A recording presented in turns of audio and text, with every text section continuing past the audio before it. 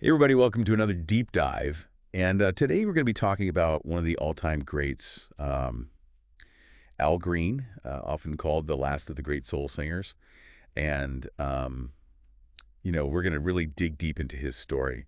Yep. We've got his Wikipedia entry here in front of us, and we're just going to kind of go through and see what fascinating nuggets we can unearth. Yeah. And I think it's safe to say, a lot of people know the hits, but they don't really know Al Green's story. Right. And it's a story full of twists and turns and, from gospel to soul stardom to personal tragedy and spiritual rebirth. Yeah. So much to unpack. It really is, and so I think it's a great deep dive for our listeners. Absolutely. So let's start at the very beginning. Sure. Al Green, Albert Lawrence Greene, Right. was born on April 13th, 1946, in Forest City, Arkansas. Wow. Sixth of 10 children. 10 children. I mean, that's a house full of music, I would imagine. It had to have been a house just pulsating with rhythm and blues and just, gospel music was, everywhere. Think about, that exposure to someone like Mahalia Jackson. Oh, wow. On a regular basis, growing up, those vocals, those deeply spiritual lyrics. Yeah. It's just, incredible to think about the influence that Of how that would shape him. Yeah. Yeah. And then, you think about kind of the teenage rebellion of Al Green, which is that he gets kicked out of his home for listening to secular music. I know. Elvis Presley, Yeah. Jackie Wilson. It's funny how that, foreshadows what's to come later in his life. It really does, right? This clash between the sacred and the secular. Right. And that becomes this kind of thread throughout his whole story and his music. Yeah, absolutely. And so, speaking of music, he forms his first vocal groups as a teenager. You've got Al Green and the Creations, and then Al Green and the Soulmates. Okay. What was the sound like then? Were they still trying to figure it out? I think they were still kind of, finding their feet, experimenting. Right. But you could hear that soulful sound starting to emerge. Right. But it wasn't until he meets Willie Mitchell that things really take off. Okay, so tell me about this meeting with Willie Mitchell, because, this is kind of the turning point for Al Green. Absolutely. He signs with High Records. Okay. And, Willie Mitchell is a genius producer. Right. He recognizes Green's raw talent. Yeah. But he also realizes, you need to find your own unique voice. Right. Don't try to be another Otis Redding or another Sam Cooke. Yeah. You're Al Green. You need to be Al Green. Yeah, I would love to have been a fly on the wall in those early recording sessions, or even, Right. just those conversations they must have had about music and where to take things. I know. So how did he guide him towards that, kind of developing that signature sound? Was it conscious, or was it kind of a more... It was a bit of both. I think, Mitchell was a master at creating the perfect sonic landscape for Green's voice. Yeah. Those lush string arrangements, that smooth, hypnotic rhythm section. Right. Just think about, the warmth and intimacy of Tired of Being Alone.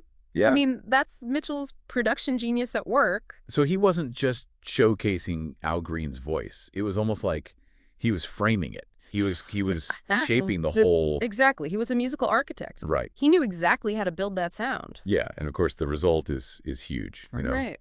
Yeah, let's stay together. Let's stay together. I'm still in love with you. Look what you've done for me. I'm still in love with you. Yeah. These songs still sound incredible today. They're timeless. They really are. Yeah. And but Al Green's life wasn't all chart-topping hits and studio sessions. Right. There's also a darker chapter. And that's the incident with Mary Woodson in 1974. 1974, yeah. And it's a complex and tragic part of his life. Yeah. Mary Woodson was a woman that he was involved with. Right. And she died by suicide at his home after a violent argument in which she injured him with boiling grits. Oh, wow. And, this event had a profound impact on Greene, both personally and spiritually. Yeah, you can imagine an event like that. Yeah.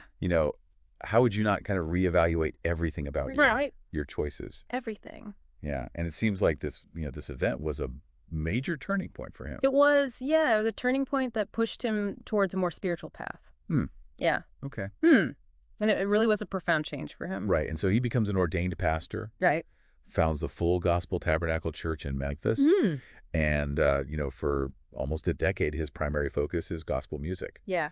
And that's a pretty significant departure from those, sensual soul ballads that he was known for. Yeah. So what what kind of shift do we see musically? I mean, is it a complete break from his previous sound, or do you still kind of hear those elements of, Yeah. that classic Al Green style? It's interesting because you can still sense those soulful undercurrents even in his gospel recordings, the way he phrases a line, Right. the emotional depth of his vocals. It's like that core musical identity remains even as the context shifts. It makes me think of, Aretha Franklin, who Absolutely. also was able to, kind of move between gospel and secular so seamlessly. Yes, and it's important to remember that during this period, this gospel period, he wins his first Grammy Oh, wow. for The Lord Will Make a Way. And Okay. it's this powerful testament to his faith and, just a showcase for his ability to, really move listeners through gospel music. So even though he's kind of stepped away from the mainstream spotlight, he's still achieving, critical acclaim and reaching audiences in a new way. Absolutely. Yeah. And the interesting thing is he doesn't stay strictly in that gospel lane forever. Right. He doesn't. So how does he start to reintroduce secular themes into his music? How does that transition unfold? Well, it's gradual at first, you Right. know. Mhm. He starts with these subtle hints of romance and worldly themes in his gospel songs, almost like he's testing the waters a little bit. Right, right. Yeah. And then, of course, he starts to collaborate with artists outside the gospel realm. Right. And you mentioned his duet with Annie Lennox, Put a Little Love in Your Heart. Oh yeah, that's a key moment. Yeah. That duet was featured in the holiday comedy Scrooged, Oh, wow. and it was a top 10 hit.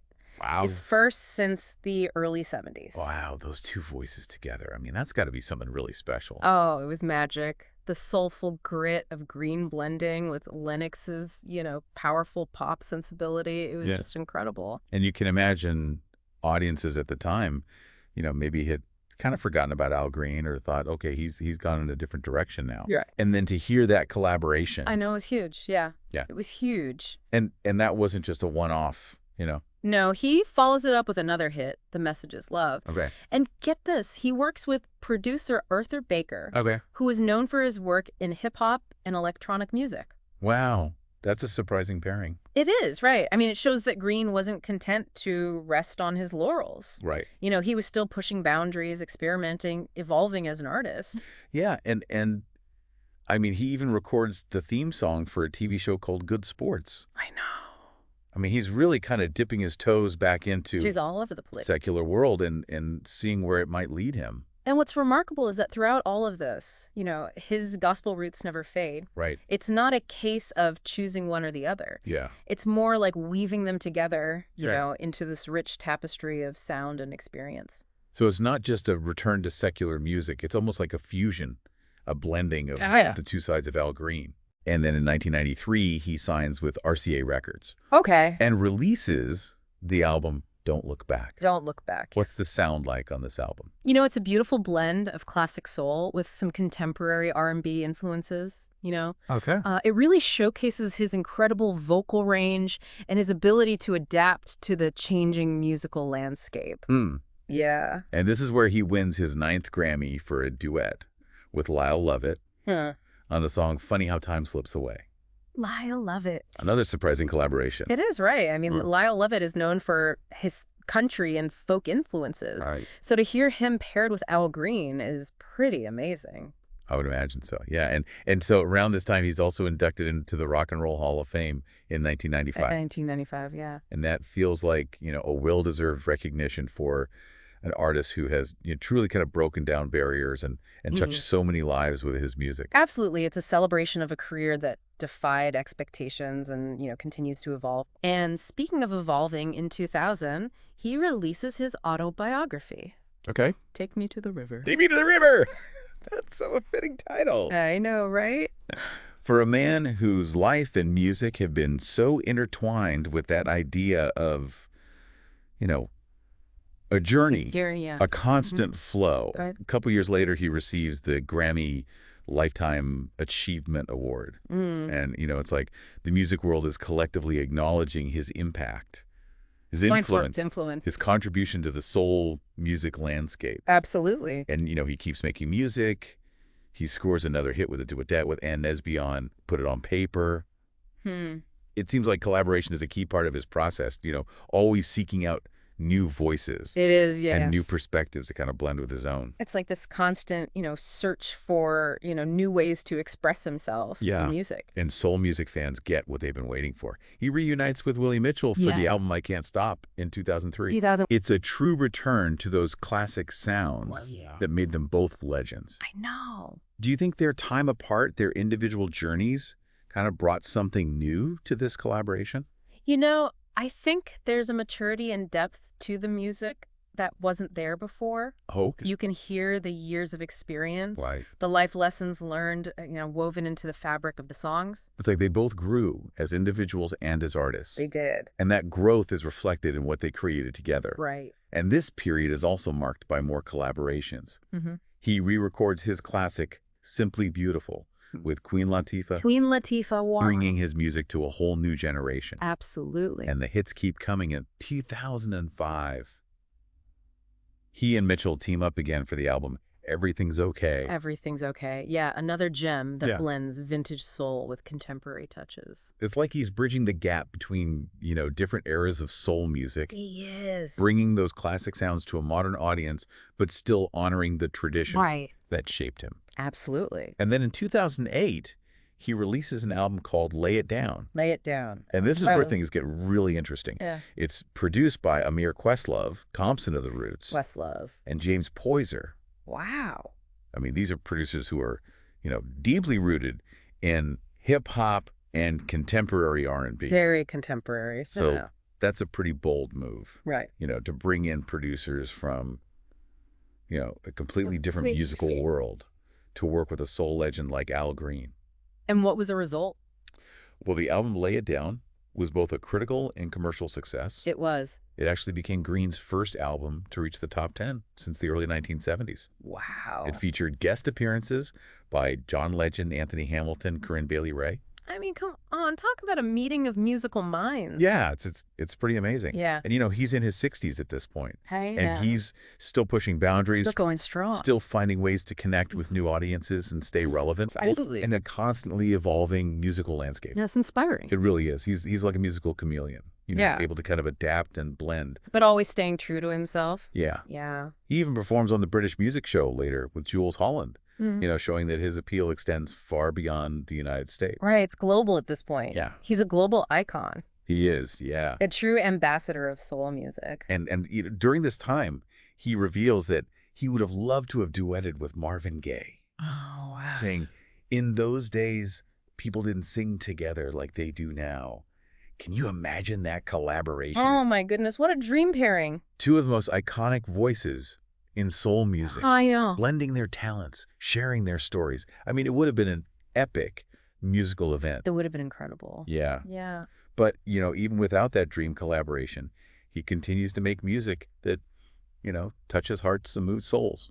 In 2009, he records a rendition of People Get Ready with Heather Headley for a gospel compilation album. Okay. And again, it's just another reminder of how deeply his faith is intertwined with his music. It's always there, that gospel foundation Right. underpinning his artistry. Yeah. Mhm. And then after almost a decade of relative quiet, Right. he surprises fans with a new single in 2018, Before the Next Teardrop Falls, Oh, wow. a cover of the Freddie Fender classic. Okay. And it's just a reminder that, even in his 70s, I know. Al Green still has that voice, that soul, Yeah. that ability to connect with listeners He does. on an emotional level. It's really inspiring to see an artist with such a long and storied career, Yeah. still finding ways to create and share his music Yeah, it really is. to the world. But, we've talked a lot about the music, the career, the artistic journey. Right. But there's another layer to Al Green's story, There is. and that's his personal life. His personal life. And it's a chapter that, is filled with its own share of joys, struggles, and controversies. It is. And I think it's important to acknowledge that aspect, Yeah. to kind of understand the complexities of the man behind the music. Absolutely. Yeah. You mentioned that his personal life, Yeah. was marked by both joys and struggles. Right. And I think a lot of people, they might not be aware of the complexities that existed alongside his musical success. Right. It's easy to get caught up in the beauty of his music. Right. But, Al Green, like all of us, is a human being with flaws and contradictions. And, some of those contradictions played out in his personal relationships. You already mentioned the tragic incident with Mary Woodson in 1974. Right. Which, clearly had a profound impact on him. Yeah. But there were other relationships and incidents that kind of paint a more complicated picture. Unfortunately, there were. Of his personal life, right. Yeah, there are allegations of assault and battery from a former secretary and even his cousin. Wow. Claiming that he could be volatile and unpredictable at times. Those are serious accusations, and it's important to acknowledge them, as part of his story. Absolutely. I think it's a reminder that even our idols, the people whose music we admire, are capable of making mistakes and causing harm. It's true. No one is perfect. Yeah. And it's a difficult balance, isn't it? It is, yeah. Recognizing the impact of his actions. Right. While also appreciating his immense talent. Right. Yep. And the joy that his music has brought to so many. It's a lot to unpack. And I'm thinking about, his marriage to Shirley Kiles in 1977. Right. She was one of his backing vocalists and worked at his church. They had 3 daughters together, but their relationship was reportedly quite tumultuous. Yes, unfortunately, their marriage was marked by allegations of domestic violence. Okay. Shirley Greene filed for divorce multiple times. Wow. Citing cruelty and abuse. It's heartbreaking to hear about these incidents. Yeah. Especially knowing how deeply Greene embraced his faith and preached about love and forgiveness. It's true. It really underscores the complexities of human nature. Right. Even those who preach peace and love can struggle with their own demons. Yeah. And, it doesn't diminish the power of his message or the beauty of his music. Right. But it does add a layer of understanding, to the man behind the voice. So we have this incredible artist, this soul icon. Right. Who created music that touched millions. Right. But who also grappled with personal challenges and inflicted pain, on those closest to him. Yeah. It makes you think about how we reconcile those two sides of a person. I think it's a question we often face when we look at the lives of public figures, Yeah. No one is perfect. Right. We all have our flaws. Right. And I think it's up to each individual to kind of wrestle with these complexities. Yeah. And come to their own conclusions. I agree. It's not about condoning harmful actions, but rather trying to understand the full picture of a human life. The full picture. With all its contradictions and imperfections. Absolutely. And despite the controversies, Right. Greene has maintained a devoted following, both in his church and in the music world. He continues to perform, to preach, to inspire. Right. His voice is a constant reminder of the enduring power of soul music. Yeah. And the resilience of the human spirit. It's been quite a journey, hasn't it? I mean, we've explored his musical evolution, witnessed his rise to fame, delves into the complexities of his personal life. Absolutely. It's been a deep dive in every sense of the word. It's a true deep dive. Yeah, and through it all. I think what really shines through is his incredible talent, his unwavering passion for music, and his ability to connect with listeners on a deep emotional level. That's what it's all about, right? Yeah. I think that's the key takeaway. Connecting with people. Al Green's music continues to resonate because it speaks to something universal within us. Right. It's about love loss, faith redemption, emotions that transcend time and personal complexities. Yeah, his story leaves us with a lot to ponder, It does, yeah. How do we reconcile the man with the myth? Right. How does his music continue to move us despite the flaws that we've discussed? These are questions worth exploring, as you listen to his music. Absolutely. Al Green's story is a reminder that, life is rarely simple or straightforward. It's full of contradictions and complexities. It is. But it's also a testament to the enduring power of music to inspire, to uplift, and to connect us on a deeper level. Beautifully said. I think you put it perfectly. Well, thanks for joining us on this deep dive into the world of Al Green. My pleasure. I hope it sparked some curiosity and inspired you to revisit his incredible catalog of music. Absolutely, yeah. Until next time, keep exploring, keep listening, and keep seeking those moments of musical discovery.